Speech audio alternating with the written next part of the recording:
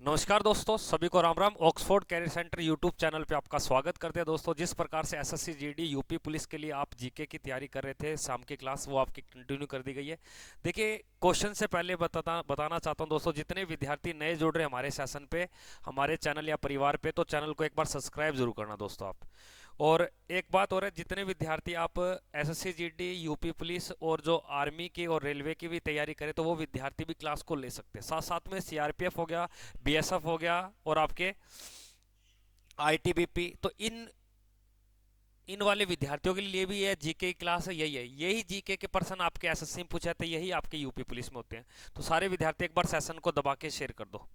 सारे विद्यार्थी सेशन को दबा के शेयर करें। पहले को प्रश्न में क्या दिया गया, देखिए, किस संविधान संशोधन यानी कि किस संवैधानिक संशोधन के द्वारा संविधान में मूल कर्तव्यों को जोड़ा गया। इतना पता चल गया कि जब हमारा संविधान लागू हुआ था 1950 में, तब आपके मूल कर्तव्य नहीं थे। इन्हें बाद में संशोधन के माध्यम से जोड़ा गया। और आपको पता होना चाहिए दोस्तों, संविधान संशोधन संसद के द्वारा अनुच्छेद 368 के तहत किया जाता है संविधान संशोधन। तो संविधान संशोधन करने की जो व्यवस्था है, ये हमने दक्षिण अफ्रीका से ली है। अगर प्रश्न आ जाए कि संविधान संशोधन कौन करता है, तो आप बोलोगे सर संसद करती है। कौन करती है? संसद करती है। ये बात किस अनुच्छेद में लिखी गई है? सर ये बात लिखी गई है 368 में। संविधान संशोधन करने की जो प्रक्रिया है, ये हमने किस देश से ली गई है? दक्षिण अफ्रीका से। और आपसे ये पूछ रहा है कि हमारे संविधान में हमारी जनता के लिए, हमारे लिए मूल कर्तव्य जोड़े गए। क्या जोड़े गए? मूल कर्तव्य जोड़े गए। और यह जोड़े गए 42वां संविधान संशोधन 1976 में। 1976 में जोड़े गए। और किसकी सरकार में जोड़े गए दोस्तों? तो आप बताओगे सर इंदिरा गांधी की सरकार में जोड़े गए। और जब जोड़े गए तो कितने मूल कर्तव्य जोड़े गए? 10 मूल कर्तव्य जोड़े गए। लेकिन आज वर्तमान में जो मूल कर्तव्य हैं, इनकी संख्या कितनी है? यह भी आपसे प्रश्न आ जाए तो बताओगे सर इनकी संख्या 11 है। तो वर्तमान में मूल कर्तव्य कितने हैं? 11 हैं। मूल कर्तव्य कौन से संविधान संशोधन के तहत संविधान में जोड़े गए? 42वें। तो यहां पे राइट उत्तर क्या हो जाएगा आपके? 42वें। 42वें संविधान संशोधन के तहत भारतीय संविधान में खूब सारा बदलाव किया गया। इसलिए इस संविधान संशोधन को लघु लघु संविधान कहा जाता है। क्या बोलाता है? लघु संविधान। तो प्रश्न आएगा, कौन से संविधान संशोधन को मिनी कॉन्स्टिट्यूशन या लघु संविधान संशोधन की संज्ञा दी गई है? तो आप बोलोगे 42वें संविधान संशोधन। मूल कर्तव्य कब जोड़े गए थे आपके? 1976 में। कितने जोड़े गए थे? आपसे पूछ सकता है मूल कर्तव्य आज कितने हैं शिवनाथ? 11। कितने हैं? 11। तो आपसे पूछ लेगा 11वां जो मूल कर्तव्य ये कब जोड़ा गया? तो आप बताओगे सर 86वां संविधान संशोधन 2002 में जोड़ा गया। कब जोड़ा गया? 2002 में जोड़ा गया। तो यानी कि संविधान संशोधन कितने हुए मूल कर्तव्यों के लिए? 2 हुए। एक 42वां हुआ, तो एक कौन सा हुआ? तब ये किया गया था, तब सरकार थी अटल बिहारी वाजपेयी की। पर्सन पूछ सकता है कि सर संविधान संशोधन करने के बजाय, संविधान संशोधन करके हमने क्या जोड़ दिए? मूल कर्तव्य। ये मूल कर्तव्य हमने किस देश से लिए गए हैं? तो आपसे प्रश्न आ सकता है रूस से। कहां से लिए गए? रूस से। लेकिन संविधान संशोधन कौन करता है? तो आप बोलोगे संसद। किस अनुच्छेद में दिया गया ये बात? 368 में। और ये संविधान संशोधन की व्यवस्था हमने किस देश से ली गई है? दक्षिण। तो मूल कर्तव्य आज वर्तमान में कितने हैं अर्जन? मूल कर्तव्य कितने हैं? 11। और ये पहले जब जोड़े गए तब कितने थे? लेकिन जब 1950 के अंदर संविधान लागू किया गया, तब इनकी संख्या कितनी थी? 0 थे ही नहीं। है रूस से ये लिए गए मूल कर्तव्य। रूस में ये लागू होते थे वहां की जनता पे, तो हमने ये चीज देख के हमारे संविधान में ले लिए। दक्षिण अफ्रीका से आपको ये चीज ली गई है कि हमारे संविधान में संशोधन कर सकते हैं, काटा पीटी कर सकते हैं, कोई चीज को हटा सकते हैं और जोड़ सकते हैं। तो ये आपका जो प्रावधान है, ये किस देश के संविधान में होता था? तो वहां से हमने ये चीजें उठाई है। अगले प्रश्न में देखिए क्या दिया गया। नेक्स्ट प्रश्न, राउफ, नाचा, पंथी और सुआ निम्नलिखित में से किस राज्य की प्रसिद्ध एक नृत्य शैलियां हैं? तो इनमें से पूछ रहा है कि कौन से राज्य के अंदर जो नृत्य होता है, डांस होता है, तो वहां की एक शैलियों के नाम है। एक शैली का नाम है आपके राउत, नाचा, पंथी, सुआ। ऑप्शन दिए गए झारखंड में, गुजरात में, राजस्थान में और छत्तीसगढ़ में। तो यानी कि यहां का जो राइट उत्तर है वो क्या हो जाएगा भैया? आपके छत्तीसगढ़। तो छत्तीसगढ़ के अंदर राउत नाचा, और एक मिलेगा आपको राउफ। क्या मिलेगा? राउफ। तो याद रखना राउफ कहां का मिलेगा आपको? जम्मू एंड कश्मीर का। तो राउफ कहां का मिलेगा दोस्तों? जम्मू एंड कश्मीर का। तो सारे विद्यार्थी को सेशन को शेयर करेंगे। हमारे बीच में जुड़े हैं शिव जाखड़, नमस्कार शिव भाई। उसके बाद में अभी जुड़े हैं मनीष, जुड़े हैं, गुड इवनिंग सर, नमस्कार मनीष। दीपक जुड़े हैं, जय हिंद गुरुजी, जय हिंद भाई। सुरेंद्र जी जुड़े हैं, और भूपेंद्र जुड़े हैं आज क्लास में। प्रशांत भी जुड़े हैं, अर्जन भी जुड़े हैं क्लास में, गुजर बनवारी जुड़े हैं, राजवीर भी जुड़े हैं। सभी को जय हिंद, वंदे मातरम। तो सभी से निवेदन है दोस्तों कि सेशन को ज्यादा से ज्यादा शेयर करें, और कम से कम 20+ विद्यार्थियों को आज क्लास में जोड़ना है आपको। तो यहाँ का राइट उत्तर अपना को क्या मिल जाएगा? छत्तीसगढ़। एक बात याद रखना, छत्तीसगढ़ राज्य किस राज्य से अलग हुआ था? प्रश्न आता है कि छत्तीसगढ़ राज्य को किस राज्य से अलग किया गया, किस राज्य से अलग किया गया? तो अलग की अगर बात आ जाए तो याद रखना मध्य प्रदेश से। और छत्तीसगढ़ राज्य यानी कि ये राज्य कब बना था, आपको ये प्रश्न पूछेगा, ये राज्य कब बना? तो याद रखना 1 नवंबर 2000 को, 1 नवंबर 2000 को। पूरे भारत में सर्वाधिक वनों की संख्या किस राज्य में है? और भारत के इसमें से किस राज्य को धान का कटोरा बोलते हैं? छत्तीसगढ़ को। किसको बोलते हैं? और छत्तीसगढ़ की राजधानी का नाम क्या है? रायपुर। क्या नाम भैया? और रायपुर। और रायपुर का नया नाम है अटल नगर। क्या नाम है? अटल नगर। तो कई बार प्रश्न आता है कि छत्तीसगढ़ की राजधानी का नाम है रायपुर, और रायपुर इस शहर को वर्तमान में हम क्या बोलते हैं? अटल नगर। क्या बोलते हैं? अटल नगर। तो प्रश्न आ सकता है अटल नगर किस राज्य की राजधानी का नया नाम है? तो आप क्या बताओगे? छत्तीसगढ़ की। कर लोगे? किस राज्य से अलग किया गया था इसको? मध्य प्रदेश से। और इसको राज्य का दर्जा कब मिला था? 1 नवंबर। तो कभी प्रश्न आ जाए कि छत्तीसगढ़ का जो स्थापना दिवस है वो किस तारीख को आएगा? और 1 नवंबर 1956 को राजस्थान का भी स्थापना हुई थी, तो इसलिए राजस्थान स्थापना दिवस पूछे तो क्या बताओगे? 1 नवंबर। लेकिन राजस्थान दिवस बोले तो 30 मार्च। दिवस अलग है और स्थापना दिवस अलग है। अगले प्रश्न को देखिए क्या दिया गया है। पूना पैक्ट के परिणाम स्वरूप हरिजन सेवक संघ की स्थापना कब हुई थी? तो हरिजन सेवक संघ की स्थापना कब हुई थी दोस्तों? ऑप्शन में दिया गया 1932 में, 1936 में, 1938 में, 1940 में। याद रखना हरिजन संघ सेवा की स्थापना पूना पैक्ट, और पूना पैक्ट कब हुआ था दोस्तों? 1932 में। लेकिन पूछेगा हरिजन संघ सेवा संघ की स्थापना किसने की थी? महात्मा गांधी ने। किसने की थी? महात्मा गांधी ने। और इसी के नाम का एक समाचार पत्र भी निकाला। इसकी एक क्या निकाली थी? पत्रिका। और ये पत्रिका का प्रकाशन कब किया गया था? 1933 में। 1933 में। तो प्रश्न आ सकता है कि महात्मा गांधी ने जो हरिजन सेवा संघ की स्थापना की थी, ये किस एक्ट के बाद की थी? किस पैक्ट के बाद की थी? पूना पैक्ट। और पूना पैक्ट का उद्देश्य क्या था? जो दलित वर्ग है ना, आपके दलित वर्ग, उनको राजनीतिक यानी कि उनको सीटें दी जाए, जैसे राज्यसभा, लोकसभा। अब दलित वर्ग कौन से होते हैं सर? जैसे एससी हो गया और एसटी हो गया। इनको आरक्षण देने की बात किसने बोली थी? बी.आर. अंबेडकर। बी.आर.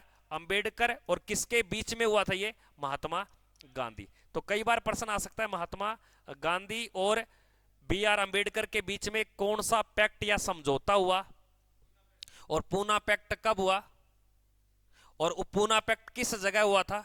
पुणे में। कहां हुआ था भैया? पुणे में। तो इतनी बात याद रखना कि हरिजन सेवक संघ की स्थापना किस वर्ष की जाती है? 1932 में। और अगले वर्ष 1933 में इसका क्या चलाया गया था? एक पत्रिका चलाई गई थी। अगले प्रश्न को देखिए। नेक्स्ट प्रश्न में क्या दिया गया दोस्तों?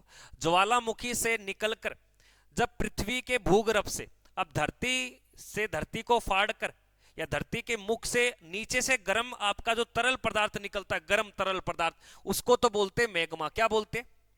और ये धरती के ऊपर आकर आपके जम जाता है। धरती के ऊपर आके ये क्या हो जाता है? जम जाता है। और ये बाद में क्या हो जाता है? आपके ठंडा।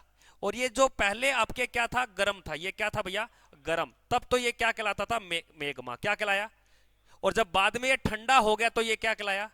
तो आपसे कई बार प्रश्न पूछ सकता है कि ज्वालामुखी से जो मैग्मा पृथ्वी की सतह पे जम जाता है, उसे स्थानीय भाषा में हम क्या बोलते हैं? लावा बोलते हैं। क्या बोलते हैं दोस्तों? लावा बोलते हैं। अगर प्रश्न आ जाए कि सर ज्वालामुखी क्षेत्र क्या भारत में पाए जाते हैं, तो आप बोलोगे सर भारत में ये पाए जाते हैं। और किस ओर पाए जाते हैं? ये अंडमान निकोबार एरिया में। और वहां पे ज्वालामुखी एरिया का नाम है बेरन। क्या नाम है? बेरन द्वीप। तो भारत का सबसे बड़ा ज्वालामुखी क्षेत्र कौन सा है? बेरन द्वीप आपको याद रखना है। वहीं पे एक ज्वालामुखी क्षेत्र पड़ता है जिसका नाम आता है नारकोंडम। नारकोंडम। तो भारत में कितने ज्वालामुखी क्षेत्र हैं? और ये दोनों कहां पाए जाते हैं? आपके बंगाल की खाड़ी, यानी कि वह कौन सा द्वीप समूह प्रदेश है? अंडमान निकोबार। तो ज्वालामुखी के धरती के अंदर का जो गर्म पदार्थ है उसको हम क्या बोलते हैं? और ये बाहर आके जब ठंडा हो जाता है, जम जाता है, तब इसको हम क्या बोलते हैं? लावा। तो ये याद रखना। और भारत में जितने भी आपको पठार मिलते हैं वो किसका रूप है? तो आप क्या बोलोगे? हाँ, यानी कि लावा या ज्वालामुखी का। अगले प्रश्न को देखिए दोस्तों, क्या दिया गया नेक्स्ट क्वेश्चन को। 2022 तक प्राप्त जानकारी के अनुसार भारत में कितने उच्च न्यायालय हैं? बस इतना बता दो, आज वर्तमान में कितने? आज वर्तमान की बात कर रहा है। उच्च न्यायालय, उच्च न्यायालय का मतलब यानी कि देश में हाई कोर्ट की संख्या कितनी भैया? और इस हाई कोर्ट में सबसे बड़ा हाई कोर्ट पूछूं तो मैं, वेरी गुड, इलाहाबाद। और इस इलाहाबाद शहर का नया नाम क्या है? प्रयागराज।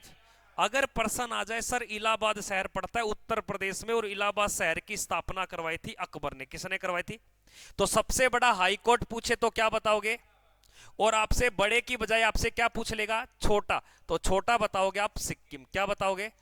सिक्किम। एक बात बताओ मुझे आप, बहुत अच्छा प्रश्न है। हाई कोर्ट के अंदर कोई भी आपके जज है, इस जज को हम क्या बोलते हैं? न्यायाधीश। क्या बोलते हैं? न्यायाधीश, या इसे दूसरी भाषा में बोलते हैं न्यायमूर्ति। क्या बोलते हैं? न्यायमूर्ति, जो हमारा न्याय करता है, ठीक है ना। इस न्यायमूर्ति या जज का अपने पद पे रहने की जो सेवा निवृत्ति है वो कितनी है? सेवा निवृत्ति, यानी कि इस वर्ष की आयु के बाद यहां पर ये काम नहीं करेगा। तो आप कितने बोलोगे? आयु का 62 वर्ष। आयु का भैया 62 वर्ष। लेकिन एक और कोर्ट है जिसका नाम है सुप्रीम कोर्ट। अगर सुप्रीम कोर्ट में सेवानिवृत्ति पूछेगा तो क्या बोलोगे?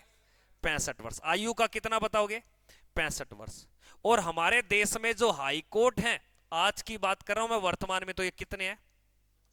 और 25 में से सबसे नया जो हाई कोर्ट बना जिसका नाम आता है आपके Telangana high court, sorry Andhra Pradesh high court और तेलंगाना हाई कोर्ट, ये दोनों नए हैं। और ये दोनों हाई कोर्ट आपके कब बनाए गए? 2014 में, क्योंकि आंध्र प्रदेश से किस राज्य को अलग कर दिया गया था? तेलंगाना को। तो एक बात बताइए, हाई कोर्ट के अंदर कोई भी जो न्यायाधीश या न्यायमूर्ति या जज है, इनकी नियुक्ति कौन करता है? नियुक्ति, वेरी गुड, इनकी नियुक्ति करेगा राष्ट्रपति। और इनका ये क्या भी लेगा? त्याग पत्र। जब कभी सुप्रीम कोर्ट या हाई कोर्ट के न्यायाधीश अपना त्याग पत्र देंगे तो किसको देंगे? राष्ट्रपति को। तो यानी कि नियुक्ति और त्याग पत्र कौन ग्रहण करता है? राष्ट्रपति। लेकिन जब ये किसी भी हाई कोर्ट के अंदर आपके क्या बनते हैं? जज बनते हैं, मुख्य न्यायाधीश बनते हैं, तो वहां के पद पे आने के लिए पहले ये क्या लेते हैं? शपथ। क्या लेते हैं? तो हाई कोर्ट के अंदर किसी भी न्यायाधीश को शपथ दिलाएगा उस राज्य का, हाँ, राज्यपाल। कौन दिलाएगा भैया? राज्यपाल। हाईकोर्ट कितने हैं अर्जन? 25। सबसे बड़ा हाईकोर्ट कौन सा है? और सबसे छोटा हाईकोर्ट कौन सा है? जिसको गंगटोक हाईकोर्ट बोलते हैं, इसको बोलते हैं इलाहाबाद। ये उत्तर प्रदेश में, ये सिक्किम राज्य में। हाँ, सबसे पुराने हाईकोर्ट की अगर बात करें तो 1862 में 3 बने थे, कलकत्ता, मुंबई और चेन्नई। कलकत्ता, मुंबई और चेन्नई, यानी कि चेन्नई नहीं, उसका हाईकोर्ट का नाम मद्रास हाईकोर्ट। मुंबई का मुंबई हाईकोर्ट नहीं है, बंबई हाईकोर्ट। और कोलकाता शहर का जो हाईकोर्ट है उसका नाम है कलकत्ता हाईकोर्ट। शहरों के नाम चेंज है। ये तीनों आपके पुराने। वेरी गुड भाई, सभी सेशन को शेयर करें और हर एक विद्यार्थी कमेंट करके बताएगा उत्तर। भाई साहब, जितने विद्यार्थी लाइव देख रहे हैं सारे उत्तर कमेंट सेक्शन में लिखोगे आप। अगले प्रश्न को देखिए क्या दिया गया, नेक्स्ट प्रश्न, कि 2011 में निम्नलिखित में से किस केंद्र शासित प्रदेश में उच्चतम साक्षरता दर दर्ज की गई है? यानी कि भारत का वह कौन सा आपके यूटी क्षेत्र है? कौन सा? यूटी क्षेत्र। और यूटी क्षेत्र कितने बात कर रहा हूं मैं? क्योंकि जब 2011 की जनगणना की गई तो भारत में यूटी प्रदेश कितने थे? लेकिन 2019 अक्टूबर 2019 में भारत के यूटी प्रदेश कितने बने? और 26 जनवरी 2020 को भारत के यूटी प्रदेश कितने बन गए? लेकिन जब जनगणना करवाई गई तब यूटी प्रदेश कितने थे दोस्तों? तो 7 में से पूछ रहा है कौन से क्षेत्र की साक्षरता दर ज्यादा है, वहां के लोग पढ़े लिखे ज्यादा। तो याद रखना आपके लक्षद्वीप की। किसके भैया? लक्षद्वीप की। तो एक बात बताओ मुझे आप, इस 2011 की जनगणना की जगह आपसे साक्षरता दर ना पूछ के आपसे पूछ लेगा कि कौन से यूटी क्षेत्र का सेक्स रेशो ज्यादा है, यानी कि सेक्स रेशो किसका ज्यादा है। हाँ, इन्हीं यूटी क्षेत्र में से है पांडु, पांडुचेरी, इसी को हम क्या बोलते हैं, पुद्दुचेरी। तो पुद्दुचेरी का कितना सेक्स रेशो है, 1037, यानी कि 1000 पुरुषों पर कितनी महिलाएं बताई गई है, 1037। लेकिन प्रश्न पूछ ले इनमें से कौन से यूटी क्षेत्र का लिंगानुपात सबसे कम है, तो कम पूछ ले तो आप क्या बताओगे, दमन और दीप, कितना 618, यानी कि 1000 पुरुष पे महिलाएं कितनी है, 618। लेकिन इनमें से कौन से यूटी क्षेत्र की साक्षरता दर सबसे कम है, यानी कि पढ़े लिखे लोग कम है, तो वो है आपके दादरा, दादरा नगर, नगर हवेली। ये पहले अलग अलग थे लेकिन आज ये एक ही है, एक और एक ही है, दोनों एक आज, लेकिन 2011 में अलग अलग थे। तो कौन से यूटी क्षेत्र या कौन से केंद्र शासित प्रदेश के लोग सबसे कम पढ़े लिखे हैं, तो आप क्या बोलोगे, दादरा व नगर हवेली। लेकिन कौन से केंद्र शासित प्रदेश की साक्षरता दर उच्चतम का मतलब है ज्यादा पढ़े लिखे, तो क्या बताओगे, लक्षद्वीप। और आपको पता है कि आज ही हाल फिलहाल में लक्षद्वीप भी चर्चाओं में रह रहा है, सुर्खियों में रह रहा है, क्यों, क्योंकि मालदीव ने भारत के किसी भी व्यक्ति को वहां पे आने के लिए मना कर दिया गया है। और पता होना चाहिए इन मालदीव वालों को, क्योंकि यहाँ की जो जीडीपी, यहाँ की जो अर्थव्यवस्था व्यवसाय है, वो भारत के टूरिस्ट व्यक्तियों के कारण ही चलता है, क्योंकि यहाँ के बहुत सारे व्यक्ति वहां जाते हैं, होटल लेते हैं, वहां पे रहते हैं, तो वहां की अर्थव्यवस्था को बनाए रखा है। तो अब भारत के प्रधानमंत्री लक्षद्वीप के दौरे करके आए, वहां पे सेल्फी ली, समुद्र में गुच्ची मारी, बीच पे बैठे। तो इस लक्षद्वीप को एक क्या बनाया जा रहा है, पर्यटन स्थल बनाया जा रहा है, जिससे क्या है, तो भारत के लोग इसको भी देखने आएंगे, यहाँ घूमेंगे, तो मालदीव के ऊपर दिक्कत बन जाएगी। तो यहाँ का राइट उत्तर हो जाएगा अपना मालदीव। एक छोटा सा प्रश्न बता दो मुझे, 2011 की जनगणना कौन से नंबर की जनगणना है, ये जनगणना कौन से नंबर की जनगणना है, हाँ कौन सी है, तो 2011 की जनगणना कौन सी है, और जनगणना कितने सालों के अंतराल पे होती है, 10 सालों के अंतराल पे। और प्रश्न आएगा उसमें सारी बातें देखेंगे। आगे देखिए, 10 अप्रैल 2022 तक लोकसभा के लिए कितने आम चुनाव हुए हैं, ये प्रश्न पूछा गया, एसएससी जीडी का प्रश्न है। अब आपको मैं बताता हूं यहां 10 अप्रैल क्यों दिया गया, क्योंकि ये प्रश्न पीछे पूछा गया था, लेकिन यहां पे मैं काट के आपको सीधा बोल दूं कि वर्तमान में 2024, तो 2024 तक जो लोकसभा के लिए कौन सा आम चुनाव हो चुके हैं तो इतना बताना है कि अभी तक लोकसभा के कितनी बार चुनाव हो चुके, अभी तक वर्तमान में जो लोकसभा चल रही है वो कौन से नंबर की चल रही है, तो आप बोलोगे, तो यानी कि लोकसभा के चुनाव कितनी बार हो चुके हैं।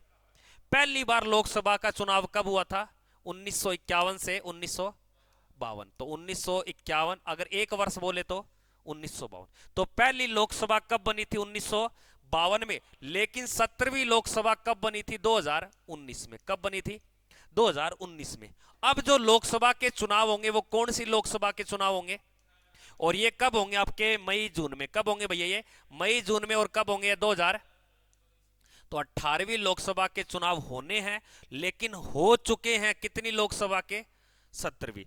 तो आपसे इतना बता दो मुझे, लोकसभा का जो चुनाव कोई भी व्यक्ति लड़ेगा वो अपनी आयु का कितना लड़ेगा, यानी कि उसकी एज क्या होनी चाहिए, 25। तो हमारे जो लोकसभा के चुनाव होते हैं इनको हम क्या बोलते हैं, आम चुनाव बोलते हैं। क्या बोलते हैं, तो आम चुनाव लड़ने के लिए एक व्यक्ति की आयु कितनी होनी चाहिए। आम चुनाव किस राज्य में सर्वाधिक सीटों पे लड़े जाते हैं, आम चुनाव, यानी कि लोकसभा का वह कौन सा राज्य जहां पे सीट ज्यादा है, तो लोकसभा की सीटें किस राज्य में ज्यादा हैं। और अगर पूछ ले लोकसभा के जो चुनाव अब होंगे वो कितनी सीटों के लिए होंगे, 543। और ये सारे के सारे कैसे चुनाव होंगे, निर्वाचित, ठीक ना। लोकसभा के जो चुनाव होते हैं ये कैसी विधि से होते हैं, तो आप क्या बोलोगे, प्रत्यक्ष का मतलब क्या होता है, हम लोग क्या करेंगे, वोट डाल के आएंगे। हम क्या करेंगे, वोट डालेंगे। तो एक बात बताइए, लोकसभा का कोई उम्मीदवार बनना चाहे तो अपनी आयु कम से कम कितनी होनी चाहिए, 25 साल का हो चुका हो या होने में बाकी हो, पूर्ण होना हो। वेरी गुड, अगले पर्सन को देखिए क्या दिया गया। हाँ वेरी गुड, पागल व दिवालिया ना हो, अन्य किसी लाभ के पद पे ना हो, भारत का नागरिक होना चाहिए। निम्न में से कौन सा सौर मंडल का बाह्य ग्रह है? अब आपने एक बात बता मुझे अर्जन भाई, आज हमारे पास ग्रह कितने हैं? ग्रह कितने हैं? 8। ये आठों में से अगर देखूं तो सबसे पहले कौन है, फिर उसके बाद में कौन है, उसके बाद में कौन है, और उसके बाद में कौन है? बृहस्पति। कौन है भैया? और उसके बाद में कौन है?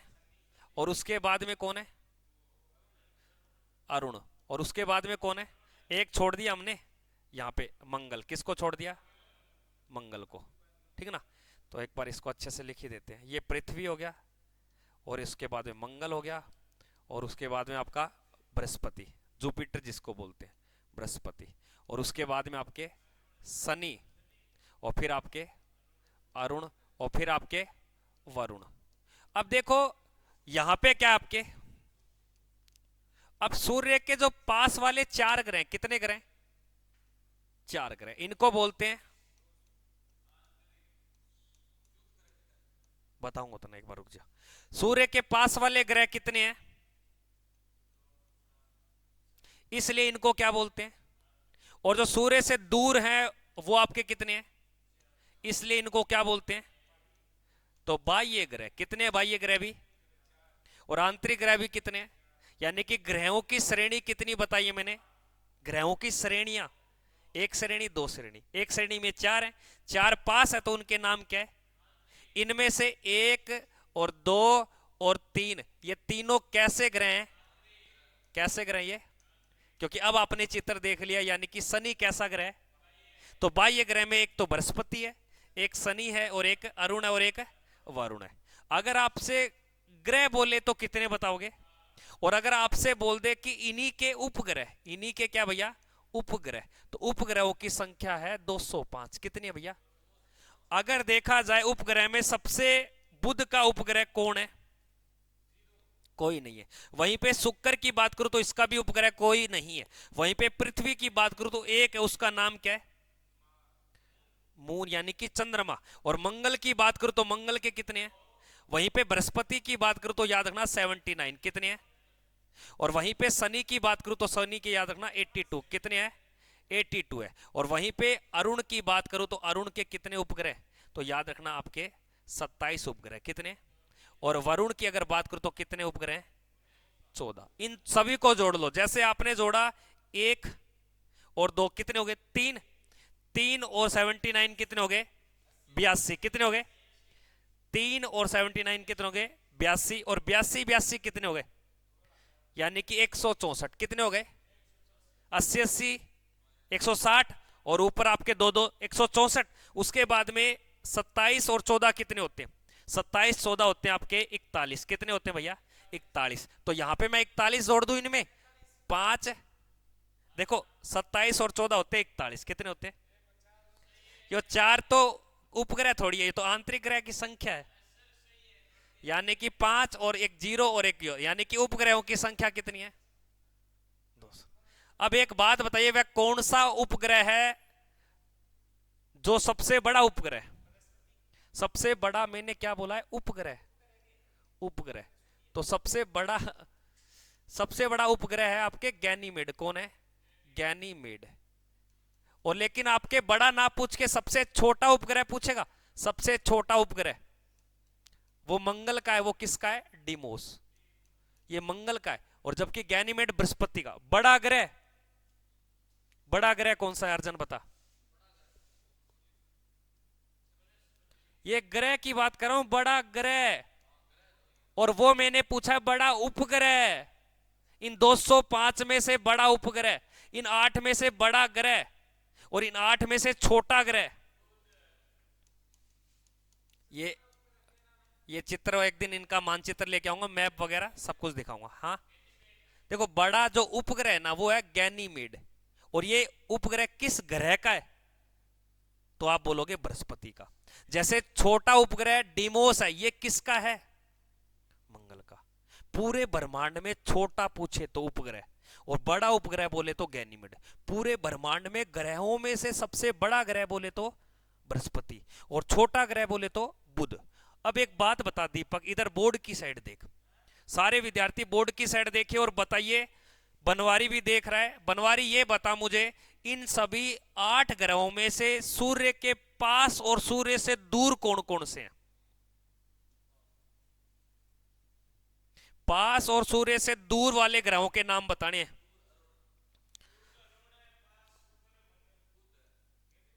सबसे पास कौन है और सबसे दूर कौन है? वरुण।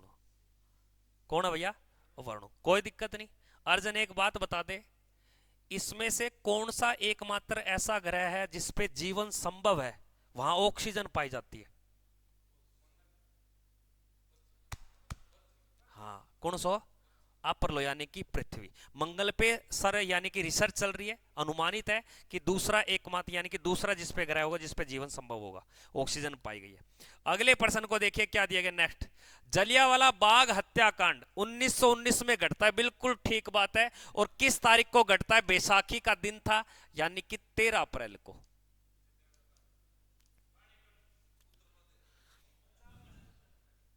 और यह घटता है आपके अमृतसर में। कहां घटता है? अमृतसर। और कौन सा दिन था भैया? बैसाखी। बैसाखी किसका दिन था भैया? और बैसाखी का दिन था। और जलियांवाला बाग हत्याकांड, और इस हत्याकांड में किसने आदेश दिया था गोली चलाने का? आदेश, आदेश की बात पूछ ले तो जनरल डायर ने आदेश दिया था। और इस डायर की हत्या किसने की? डायर की हत्या 1940 में जाके की थी, ब्रिटेन के अंदर, लंदन में जाकर।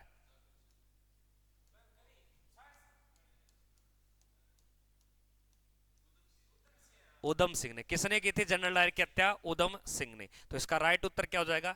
पंजाब में।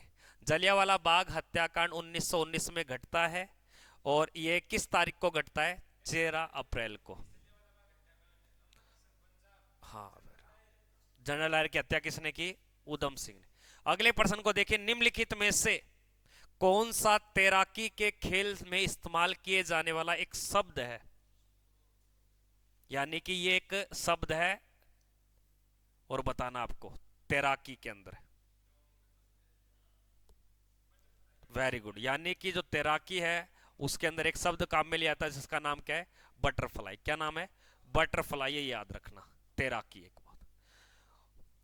आगे देखिए, 1976 में, ये प्रश्न किसी का गलत नहीं होना चाहिए, 1976 में संशोधन अधिनियम ने भारतीय संविधान में कौन सा नया भाग संख्या जोड़ा गया?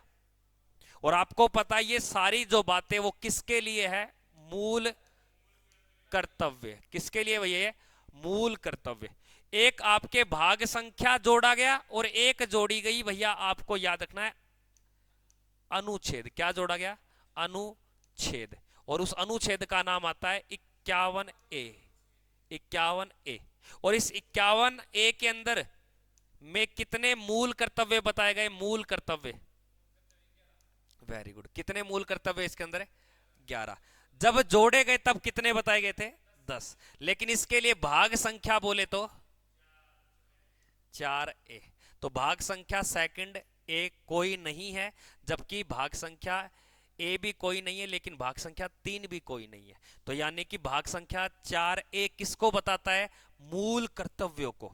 और मूल कर्तव्य संविधान में पहली बार कब जोड़े गए थे? 1900। और किसकी सरकार में? किसकी सरकार में? नहीं, इंदिरा गांधी। और जब ये मूल कर्तव्य जोड़े गए तब यहां पे एक समिति बनी थी। समिति पूछता है उस समिति का नाम, तो याद रखना, सरदार सरदार स्वर्ण सिंह। तो सरदार स्वर्ण सिंह समिति की सिफारिश पर हमने ये 10 मूल कर्तव्य किस देश से लिए? रूस से लिए गए। तो ये कई बार प्रश्न आता है कि समिति का गठन किया गया। तो सारे विद्यार्थी सेशन को दबा के शेयर कर दो। मैंने पहले ही बोला है 20+ सेशन में लाइव चलने चाहिए, और आप एक नियत से पढ़ लो भाई साहब। नहीं, सभी को जो भी आगे से नहीं देखेगा तो मैं ब्लॉक करके छोड़ दूं, कोई जरूरी नहीं है मेरे लिए।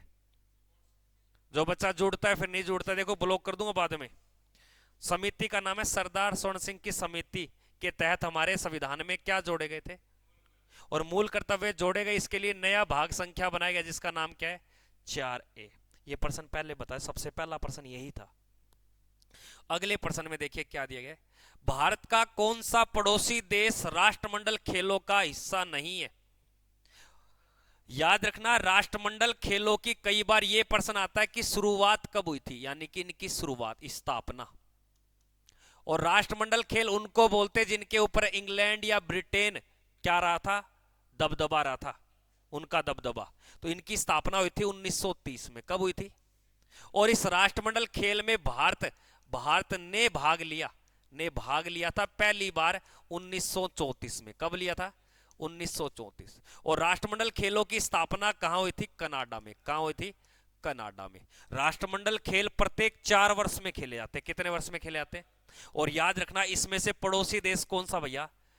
चीन राष्ट्रमंडल खेलों का हिस्सा नहीं है, ये आपको ध्यान देना है। अर्जन कोई दिक्कत नहीं है। अगले प्रश्न पे देखिए मेरे भाई, अगले प्रश्न पे क्या दिया गया कि डैश जो कनिष्क कनिष्क एक राजा था कुषाण वंश में। किस वंश में? कुषाण वंश का एक राजा था। कनिष्क के दरबार में रहते थे, कोई एक विद्वान होगा, वो रहता था वहां पे, और उसने बुद्ध की जीवनी से संबंधित एक पुस्तक लिखी जिसका नाम क्या था? बुद्ध चरित्र। तो बुद्ध चरित्र किस व्यक्ति के द्वारा लिखी गई, और वह व्यक्ति किसके शासनकाल में एक विद्वान था? कनिष्क के समय। और ये कनिष्क किसकी बात कर रहा हूं मैं? कुषाण वंश। तो आपका राइट उत्तर हो जाएगा आपके अश्वघोष। क्या हो जाएगा भैया? अश्वघोष। और भारत का आइंस्टाइन किसको बोलते हैं? नागार्जुन। और भारत का नेपोलियन समुद्र। और भारत का शेक्सपियर नहीं, कालिदास को। किसको बुलाता है? कालिदास को। अगले प्रश्न में देखिए भाई साहब, निम्नलिखित में से कौन सा राज्य बांस ड्रिप सिंचाई तंत्र है? अब ये बांस ड्रिप का मतलब होता है पाइप होते पतले पतले रबड़ के, और उसमें से पानी निकलता है और आसपास के क्षेत्र में पानी, यानी कि क्षेत्र को गीला करता है, उसमें सब्जियां हो गई, सिंचाई की जाती है। लेकिन यहाँ पाइप की जगह क्या लिया गया? आपके वनस्पति ली गई है। उस वनस्पति का नाम क्या है? बांस। तो बांस देखा होगा आपने, लकड़ी का बांस देखा है ना? वो एक प्रकार की बांस क्या होती है? घास होती है। क्या होती है? और ये बांस भारत में सर्वाधिक पूछे किस राज्य में बांस होता है, तो आप बोलोगे असम में। कहां होता है? लेकिन बांस होता है आपके असम में। और एक ध्यान देना, लेकिन बांस के माध्यम से किस राज्य में सिंचाई होती है, तो आपका राइट उत्तर यहां पे होगा मेघालय। तो कभी ये मत कर देना कि बांस असम में ज्यादा होता है और असम वाले बांस से ड्रिप बनाएंगे और सिंचाई कर लेंगे, नहीं। तो बांस से ड्रिप बनाकर आपकी सिंचाई किस राज्य में ज्यादा होती है? बांस एक प्रकार का क्या है? पेड़ है या वनस्पति है? वनस्पति। और वनस्पति में क्या है? ये आपके घास है। ये आपको ध्यान देना। बांस भारत के किस राज्य में सर्वाधिक होता है? असम में। कहां होता है भैया? असम में। वेरी गुड, ए उत्तर आ गया इसका दीपक का। और जवाब दीजिए भाई फटाफट से। अगले प्रश्न में देखिए क्या दिया गया, नेक्स्ट प्रश्न। विश्व में हरित क्रांति के जनक, ये कह रहा है कि सबसे पहले हरित क्रांति की शुरुआत हुई थी 1967 और 1968 में। वर्ष बोले तो ये बताना, लेकिन हरित क्रांति की शुरुआत किस दशक में हुई थी? 1960 में। कब हुई थी? तो हरित क्रांति किस दशक में हुई, लेकिन किस वर्ष में हुई? 1968 में। और जब हरित क्रांति की शुरुआत की गई तो सबसे पहले विश्व में की गई। कहां की गई? और विश्व में शुरुआत करने वाले इसके जो आदमी है उसका नाम है नॉर्मन बोरलो। क्या नाम है? और ये पूछ रहा है ये कहां का व्यक्ति था, तो याद रखना अमेरिका का। तो यानी कि हरित क्रांति की शुरुआत किस देश से हो रही है, तो आपको अमेरिकी नहीं मिलेगा, तो नाम क्या मिलेगा?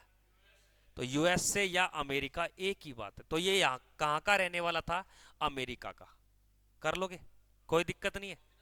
स्वामीनाथन आपके भारत का पर्सन बनेगा। भारत में हरित क्रांति का जनक, हरित क्रांति का जनक। तो भारत में हरित क्रांति का जनक पूछे तब आपका राइट उत्तर होगा एम एस स्वामीनाथन। अब आपसे एक प्रश्न आएगा, हरित क्रांति का जनक, तो ये बताएगा या वो बताएगा? मैंने क्या बोला? हरित क्रांति का जनक। हाँ, और भारत शब्द मिले आगे, भारत में हरित क्रांति का एम एस स्वामीनाथन। अगर ऑप्शन में ये वाला आदमी ना मिले तो किसको कर दोगे? कर लोगे? अगले प्रश्न को देखिए, नेक्स्ट प्रश्न में क्या दिया गया है। अगला प्रश्न, वर्ष 2015 में योजना आयोग, एक योजना आयोग होता था जिसका काम था कि 5 साल के लिए एक प्लानिंग बना देना, उसको बोलते थे पंचवर्षीय योजना। तो भारत में जो पंचवर्षीय योजना होती थी वो कौन करवाता था? कौन करवाता था? योजना आयोग करवाता था। लेकिन इसने बोला कि वर्ष 2015 में योजना आयोग के स्थान पर इस वाले नाम को स्थापित कर दिया। हाँ, तो यानी कि नीति आयोग कब बना और किस तारीख को बना? 1 जनवरी 2015। और ये किस आयोग की जगह लेके आए इसको? हाँ, और इस नीति आयोग का अध्यक्ष कौन होता है? अगर प्रश्न आ जाए नीति आयोग का पहला अध्यक्ष कौन था? नीति आयोग का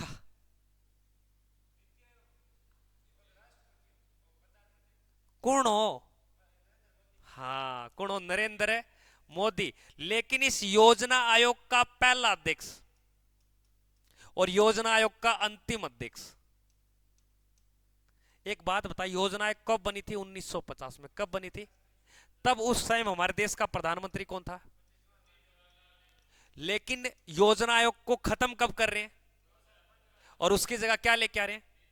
जब नीति आयोग का पहला अध्यक्ष नरेंद्र मोदी बनेगा तो योजना आयोग का अंतिम कौन बनेगा? तो मोदी बनेगा। आज मैं कहेंगे थप्पड़ मारू, वो मेरा थप्पड़ मारा है तो मैं कहेंगे मारे, बहन कहेंगे मारे, तो मेरा नाम आओगे। अंतिम मोदी था और नीति आयोग का पहला भी कौन था? लेकिन आज नीति आयोग का वर्तमान अध्यक्ष कौन है? अर्जन बताएगा। पक्को बेरो है, यानी कि देश को प्रधानमंत्री होगा वो यंगो के होगा अध्यक्ष होगा। तो नीति आयोग कहीं जगह आयो है। वेरी गुड, धन्यवाद। अगले प्रश्न को देखिए क्या दिया गया। नेक्स्ट प्रश्न, फूल देही एक त्योहार है। फूल देही एक त्योहार या एक उत्सव है या महोत्सव, एक फेस्टिवल है। तो फूल देही जो कि एक फसल उत्सव है, आपने इतनों बेरो पट गयो, फसल कटाई के समय उन दो गयो। मुख्य रूप से भारत के निम्नलिखित में से किस राज्य में मनाया जाता है फूल देही? याद रखना, फूल देही नामक जो त्योहार है दोस्तों, ये आपके चैत्र महीने की पहली तारीख को बनाया जाता है और इसका नाम है आपके उत्तराखंड। तो किस राज्य का भैया ये? उत्तराखंड। तो ये आपको ध्यान देना है, चैत्र महीने की पहली तिथि को हम क्या बनाते हैं? आपके फूल देही। कौन बनाते हैं? उत्तराखंड। उत्तराखंड की राजधानी की है दीपक? जयपुर कौन के? जयपुर कहेंगे। Very good. 1867 में बंबई के अंदर इनमें से संस्थान की स्थापना की गई थी। 1867 में कौन से स्थान की स्थापना हुई थी? याद रखना, आपके प्रार्थना समाज की। किसकी स्थापना हुई थी? और इस प्रार्थना समाज का संस्थापक बोलेगा किसने की थी? संस्थापक। जितने भी बच्चे लाइव देख रहे हैं, ये सारे बच्चे कमेंट करके बताओगे कि प्रार्थना समाज का संस्थापक कौन था। जितने भी विद्यार्थी लाइव देख रहे हैं तो सभी का जवाब आना चाहिए। जितेंद्र गुजर जुड़े हैं, गुरुजी राम राम भाई, राम राम भाई। जीतू राम राम। प्रश्न का जवाब दे जीतू। प्रार्थना समाज का संस्थापक बताना है आपको।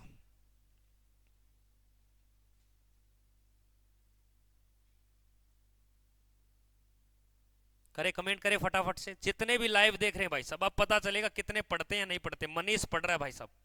आत्माराम पांडुरंग, वेरी गुड भैया। आत्माराम पांडुरंग, आत्मा पांडुरंग।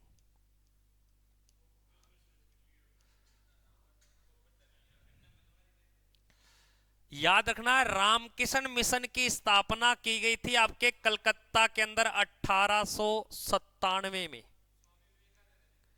Very good. किसने की थी? स्वामी विवेकानंद ने। और स्वामी विवेकानंद की जयंती कब आती है?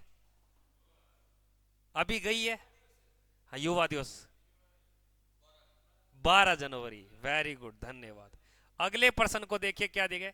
भारतीय संविधान का निम्नलिखित में से कौन सा अनुच्छेद एक आपके मौलिक अधिकार है? उस मौलिक अधिकार का है शोषण के विरुद्ध अधिकार। इस शोषण के विरुद्ध अधिकार का उल्लेख बताना है। और यह शोषण का विरुद्ध अधिकार हमारा क्या लगता है? मूल अधिकार। क्या लगता है? मूल अधिकार लगता है। और हमारे ऐसे मूल अधिकार कितने हैं? मूल अधिकारों की संख्या पूछ रहा हूं, कितनी है? 6। और इन 6 मूल अधिकारों का जो उल्लेख किया गया वो अनुच्छेद आपसे पूछ लेगा, अनुच्छेद। तो याद रखना 12 से लेकर आपके 35 तक। और इन मूल अधिकारों का जो उल्लेख है ये भाग संख्या पूछ लेगा, भाग संख्या। तो आप बताओगे 3 में भाग संख्या। और ये मूल अधिकार किस देश से लिए गए, देश पूछ लेगा आपसे, कहां से लिए गए? तो आप बोलोगे सर संयुक्त राज्य अमेरिका। और इन मूल अधिकार की अगर मैं बात करूं, ये पहले कितने थे? पहले पहले कितने थे? पहले कितने थे? कितने थे? पहले 7 आई है। कितना? आप पूछ सकता है कौन सा हटा, कौन सा हटा मौलिक अधिकार? तो आप बोलोगे संपत्ति का अधिकार, संपत्ति का अधिकार। और संपत्ति का जो मूल अधिकार है इसे हटा दिया। और कब हटाया था? 44वां संविधान संशोधन 1978 में। 1900। और किसकी सरकार थी? मोरारजी देसाई। तो इसमें हमारे वर्तमान में मौलिक अधिकार कितने हैं? 6 में सबसे पहले आता है आपके समानता। किसका आता है? समानता। किसका आता भैया? जो अनुच्छेद आपके 14 से लेकर कितने तक है? 18 तक। फिर आता है आपके स्वतंत्रता, स्वतंत्रता का मूल अधिकार। और जो आपके अनुच्छेद 19 से लेकर आपके कितने तक है? 22 तक। फिर आता है आपके शोषण के विरुद्ध अधिकार, शोषण के विरुद्ध अधिकार जो अनुच्छेद 23 व अनुच्छेद 24 में। फिर आता है आपके धार्मिकता का अधिकार। किसका आता है? धार्मिकता स्वतंत्रता का अधिकार जो अनुच्छेद 25 से लेकर कितने तक है? 28 तक। फिर आता आपके संस्कृति एवं शिक्षा का अधिकार, शिक्षा प्लस में संस्कृति, संस्कृति का अधिकार जो अनुच्छेद 29 और 30 में। फिर एक बच गया आपके संवैधानिक, संवैधानिक उपचारों का अधिकार,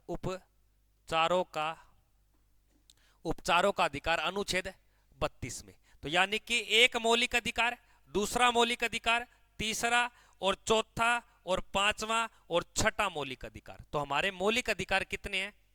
6। तो इसने बोला कि शोषण के विरुद्ध किस आर्टिकल में? देखिए शोषण के विरुद्ध,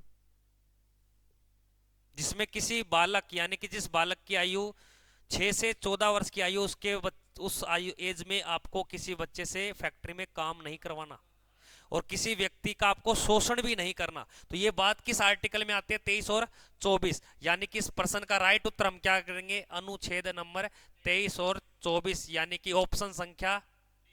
और मूल अधिकार किस भाग संख्या में है? 3 में। मूल अधिकार कहां से लिए गए हैं? यूएस से। मूल अधिकार थे 7, मूल अधिकार हैं 6। कौन सा हटा?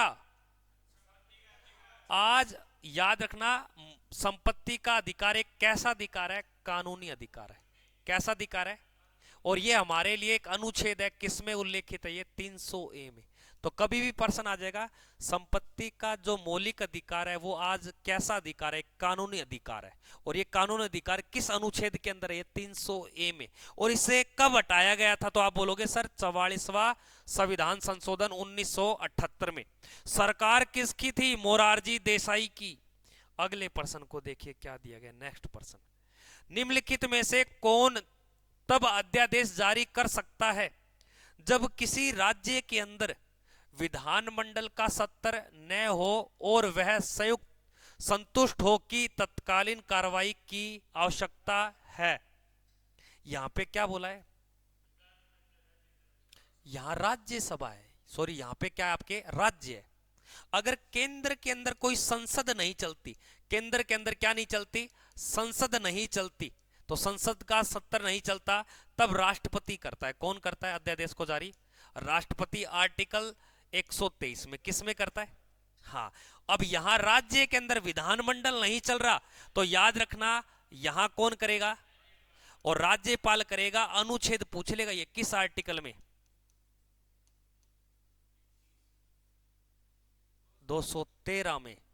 तो किसी भी राज्य की राज्य विधानमंडल का सत्र नहीं चलता, तत्कालीन वहां का राज्यपाल किसी कानून को अध्यादेश के माध्यम से लागू कर सकता है।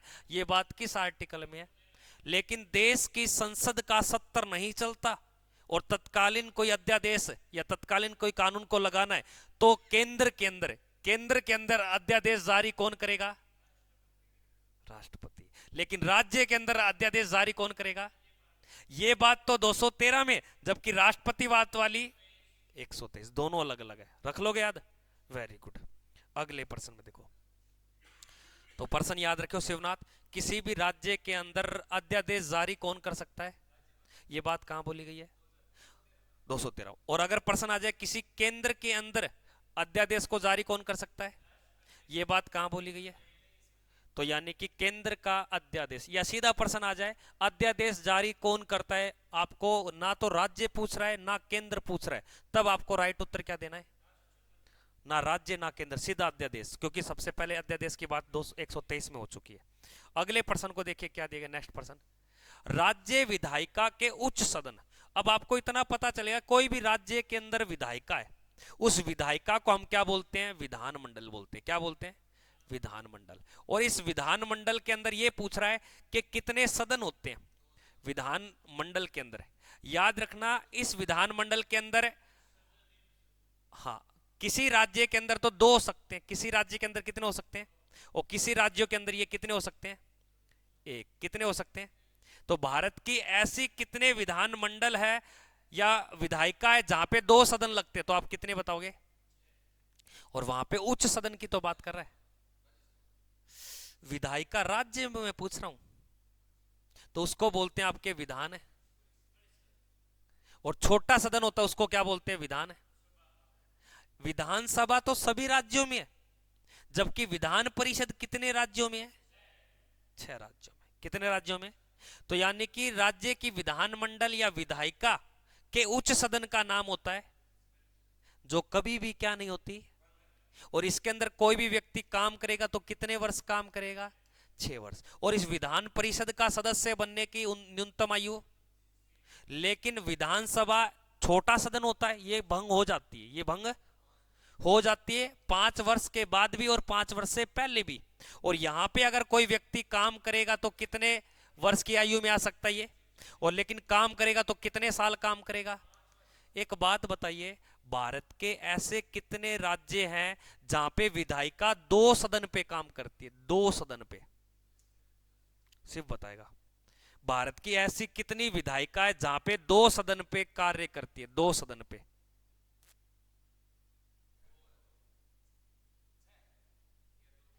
अरे यानी कि ईसा सदन कितना राज्य के अंदर है? 6। और बांगो बडोड़ो सदन को नाम क्या है? थोड़ा जोर के दिमाग पर। अगले प्रश्न को देखिए, अगले प्रश्न में क्या दिया गया? सम्राट अशोक, सुना होगा आपने, सम्राट अशोक, राजा अशोक। और ये राजा अशोक या सम्राट अशोक किस वंश का था? वंश कई बार आता है, वंश, वंश बताना है। अर्जन कि मैं दूध घी खा है, मैं क्या पूछे ये कौन सा वंश को है? तो बार बार चंद्रगुप्त क्यों नाम ले? चंद्रगुप्त मौर्य ने मौर्य वंश की नींव रखी, और चंद्रगुप्त मौर्य का ये पोता था, क्योंकि चंद्रगुप्त मौर्य के बेटे का नाम क्या था? और बिंदुसार के बेटे का नाम क्या था? तो कभी भी आपके प्रश्न आ जाए कि बिंदुसार किसका बेटा है और अशोक किसका बेटा है, समझ गए? तो ये व्यक्ति ये कौन से वंश से जुड़े हुए हैं? तीनों व्यक्ति। जबकि ऊपर वाले 2 व्यक्ति ना, ये याद रखना ये किस वंश के हैं? और ये ऐसा वंश था जो अपने बाप को मारकर गद्दी पे बैठता है। और इस वंश में कितने राजा रहे हैं? एक तो ये रहा है, और एक ये रहा है, और तीसरे नंबर पे आया था उदयन। कौन आया था? उदयन। तो आपसे प्रश्न आ सकता है उदयन किस वंश का अंतिम शासक था? अर्जुन बताएगा। हाँ, किस वंश का था? हर्यक वंश में कितने राजा थे? हर्यक वंश की नींव किसने रखी थी? इस बिंदुसार है क्या ये? बिंबिसार है। कौन है भैया? इस बिंबिसार का बेटा कौन है? अब एक बात बता अर्जुन, इस बिंबिसार को मारने वाला हत्यारा कौन है? मारने वाला हत्यारा, यानी कि बेटा बाप को मार रहा है फिर गद्दी पे बैठ रहा है, और इस अजात शत्रु को मारने वाला हत्यारा कौन है? अर्जुन बताएगा। यंग औलाद उदाइन। उसके बाद में ये वंश खत्म हो जाता है। फिर बाद में आपके कौन सा वंश आता है? मौर्य वंश। कौन सा आता है भैया आपके? सॉरी, आपके हर्यक वंश के बाद आता है आपके नंद वंश। कौन सा आता है? नंद। अगले प्रश्न को देखिए क्या दिया गया। आगा खा गोल्ड कप निम्नलिखित में से किस खेल से संबंधित है? ऑनलाइन जितने विद्यार्थी देख रहे हैं इनकी रुचि नहीं है पढ़ाई में, कभी प्रश्न को डिलीट करते हैं, कभी कुछ करते हैं। इधर आ जब आगा खा गोल्ड कप का संबंध किससे है? याद रखना आपके टेनिस से एक कप याद रखना, डेविस कप।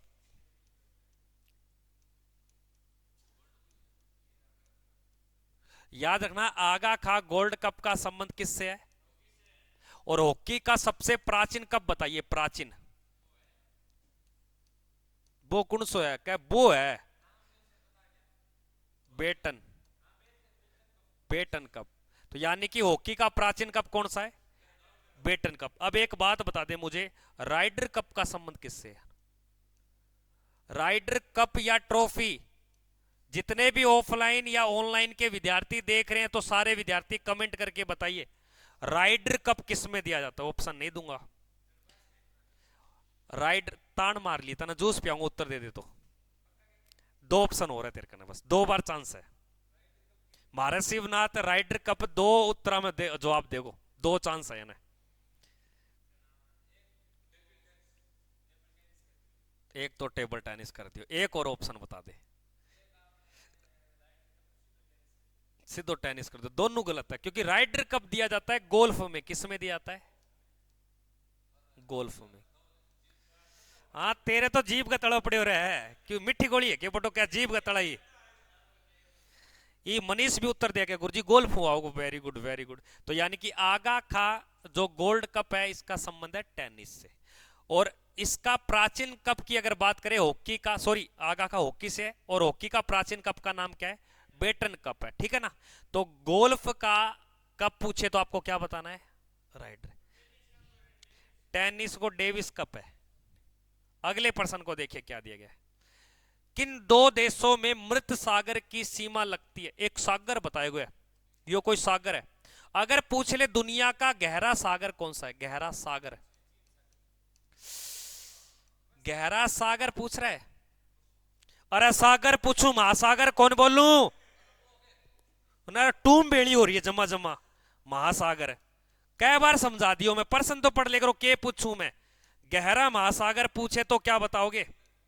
अरे गहरा महासागर पूछे तो तेरे लिए बात ही सही,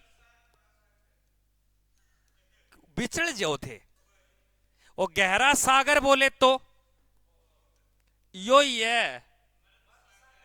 और मर्त सागर पड़ता है इजराइल और जॉर्डन देश के बीच में।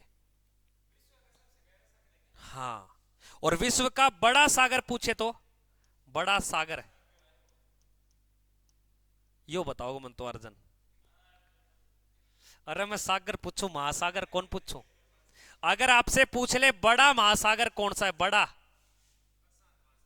बड़ा सागर पूछा है तो याद रखना दक्षिणी चीन सागर है। थे रोटी खाली के नहीं बता दो। बड़ा मैंने यहाँ गहरा पूछा था।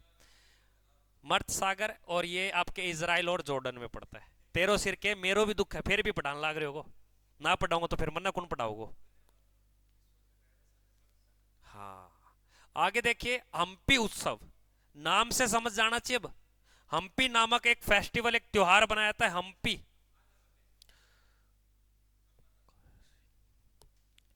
हम्पी उत्सव किस राज्य का एक प्रसिद्ध है? आंध्र प्रदेश, केरल और कर्नाटक और तमिलनाडु। याद रखना हम्पी एक जगह है, आपका सुना होगा आपने, विजयनगर। विजयनगर एक क्या बना था? साम्राज्य बना था। क्या बना था? और इस विजयनगर साम्राज्य की स्थापना हुई थी 1336 में। कब हुई थी? और इस विजयनगर साम्राज्य की स्थापना की थी हरियर, हरियर और प्लस में बुक्का नामक दो शासकों ने। और इस हरियर बुक्का के द्वारा यहां पे विजयनगर की जो राजधानी थी वो क्या थी? हम्पी। और आपने देखा होगा सर, एक हम्पी का हमें रथ मिलता है। क्या मिलता है? और ये कौन से रुपए के नोट पे है? तो 50 रुपए के नोट पे कौन से रथ का चित्र मिलता है? और हम्पी ये कहाँ है? विजयनगर। और विजयनगर कहाँ पड़ता है? यानी कि हम्पी उत्सव किस राज्य में मनाते हैं? कर्नाटक। Very good. और कर्नाटक का एक लोक नृत्य बता दो मुझे, कर्नाटक के अंदर एक लोक नृत्य बनाया था।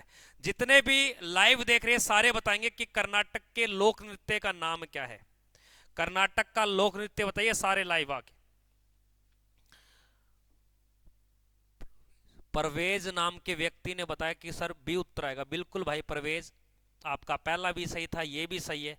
फटाफट इसका जवाब और दे दो मुझे आप कि हम्पी उत्सव तो कर्नाटक सही है, लेकिन कर्नाटक का लोक नृत्य कौन सा है? कर्नाटक का लोक नृत्य कौन सा है? भरतनाट्यम। याद रखना, भरतनाट्यम यहां का क्लासिकल डांस है। मैंने क्लासिकल डांस नहीं बोला, मैंने फोल्क डांस बोला है। कर्नाटक का क्या है? और बताइए फटाफट से, ये जितने भी विद्यार्थी लाइव देख रहे हैं।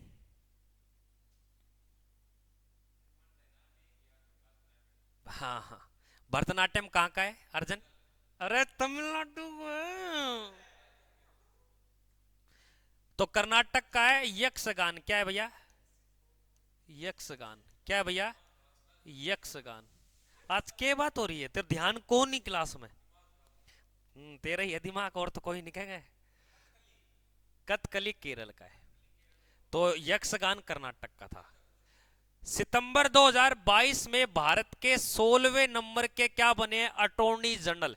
हिंदी में लिख देता हूं, इसको बोलते हैं महान्यायवादी। और महान्यायवादी देश के सबसे बड़े कानून ज्ञाता होते हैं। यानी कि सबसे बड़ा अगर राष्ट्रपति अपना वकील बनाएगा तो किसको बनाएगा? और इस महान्यायवादी हमारे देश में चुना जाता है राष्ट्रपति आर्टिकल 76 के तहत। तो इसकी नियुक्ति कौन करता है?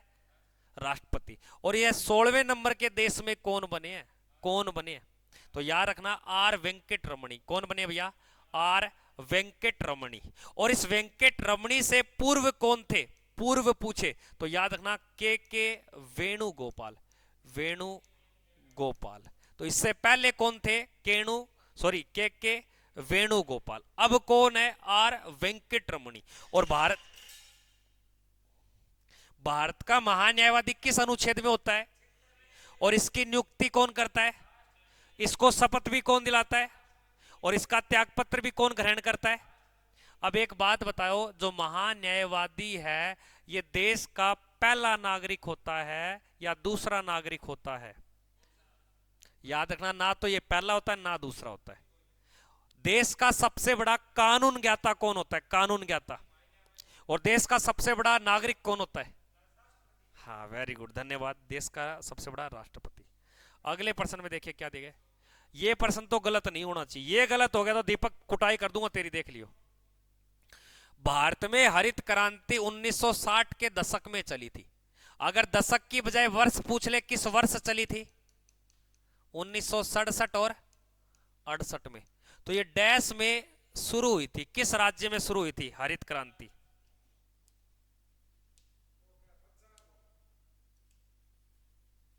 परवेज कथकली केरल का क्लासिकल डांस है और वो यक्षगान था कर्नाटक का। अगले प्रश्न पे देखिए, मनीष उत्तर देगा। मनीष इसका जवाब दीजिए कि हरित क्रांति भारत के किस राज्य में सबसे पहले शुरू की गई थी? तो आप बोलोगे पंजाब में। कहां पे भैया? पंजाब में। और पंजाब से कौन सा राज्य अलग किया गया और कब किया गया? 1 नवंबर 1966 को। और उस राज्य का नाम क्या है? भारत में सबसे कम लिंगानुपात किस राज्य का? भारत के किस राज्य में सबसे कम वन पाए जाते हैं? अगले प्रश्न को देखिए क्या दे। हाँ, शेर खान ने डैश में चौसा में हुमायूं को हराया था। चौसा का युद्ध हुआ था। देखो ये जो शेर खान है ना, इसके बचपन का नाम था फरीद। फरीद खां। फरीद खां। लेकिन इस शेर खां को हम बोलते हैं शेर शाह सूरी। क्या बोलते हैं? शेर शाह। तो ये इसकी बात कर रहा है, शेर शाह सूरी हो चाहे फरीद खां हो चाहे शेर खान हो। इस शेर खान ने एक युद्ध लड़ा था चौसा का, और किसके साथ लड़ा? और ये हुमायूं को हराया। किस युद्ध में हराया? 1500 39। फिर बाद में हुमायूं के साथ एक 1540 में युद्ध लड़ता है जिसका नाम आता है बिलग्राम। क्या आता है? बिलग्राम। बिलग्राम, बेलग्राम अलग जगह, वो कर्नाटक में, ये उत्तर प्रदेश में। बिलग्राम, बेल अलग चीज है। अगर पर्सन में आ जाए बेलग्राम तो बेलग्राम गलत हो जाएगा, क्योंकि बेलग्राम तो एक जगह है कर्नाटक में। और इस, हाँ, इस बेलग्राम में 1924 के अंदर कांग्रेस पार्टी की कांग्रेस पार्टी की अध्यक्षता की थी महात्मा गांधी ने। तो प्रश्न पूछा जाएगा, हुमायूं और शेरशाह सूरी के बीच कितने युद्ध हुए थे? एक चौसा का युद्ध और एक बिलग्राम कब हुआ, और चौसा का कब हुआ, और इसमें कौन जीता, और इसमें भी कौन जीता? और शेर खान जीत गए, और मुगल वंश चल रहा था उसको दबा दिया, और किस वंश की नींव रख दी? सूर्य या सूर्य वंश की नींव किसने रखी? शेरशाह। भारत में सड़क का निर्माता भी कौन है? भारत में रूपा नामक मुद्रा भी किसने चलाई थी?